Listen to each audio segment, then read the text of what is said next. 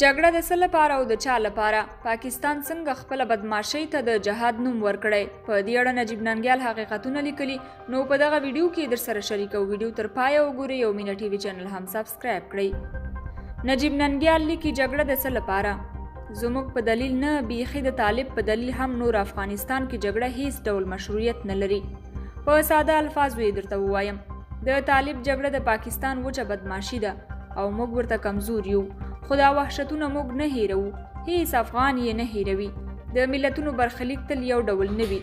موږ په دې سیمه کې واکمني کړې ده او هغه وخت لنګماران د مرهټیانو تر شکنجو لاندې وو. موږ خلاصول. دا تاریخ بیا تکراریدی شي او هیڅ له امکانه لرې خبره نه ده. یوازې د دې خاورې د هر وګړي په زړه کې د خپل کور د مالکیت حس ژوندی شو.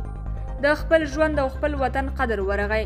بیا د دې ملت په وجود کې هغه ظرفیت شته چې په سیمه کې په ځواک بدل شي. موږ به په بني اسرائیلو یا حساب یو یا نه، خو د اسرائیلو په څیر په ډیره لږه ځمکه د ډیر لوی قوت څښتنان کیدی شو. لږ ځان پیژندل غواړي او لږ له خپل هیواد سره د مینې رشته پالل. هر ځای چې یاست، هر څوک چې یاست، د دې هیواد د بقا او د پاکستان د انتقام فکر له سره مه باسئ.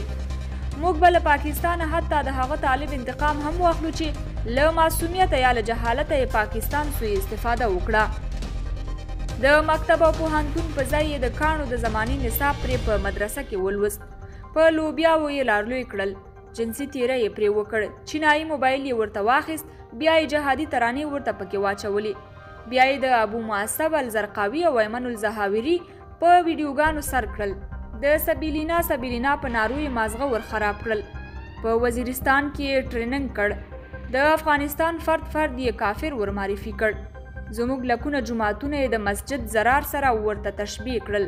زموږ د دنګو منارونو اذانونه او الله اکبر یې ورته جالي او موږ ټول یې مرتدین ور معرفي کړو. اماده یې کړ. واسکټ یې ور واغوست او بیا یې پرې د خپلې مورنۍ ژبې پلرنۍ وطن محمدي دین سکه ورور والوزاوه او دی یې هم پاره کړ.